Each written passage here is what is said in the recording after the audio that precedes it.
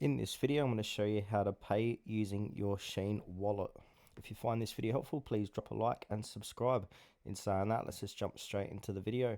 Alright, what we want to do is head on over to Shein.com and now make sure to log in or sign up.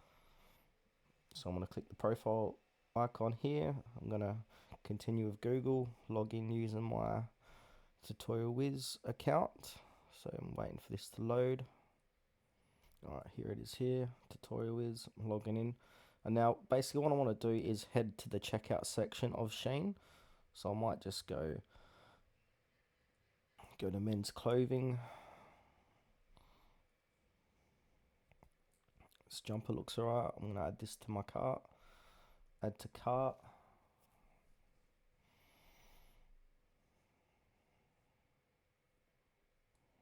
Got to choose a size, so large. Alright, now this has been added to the cart. So now what I want to do is view all.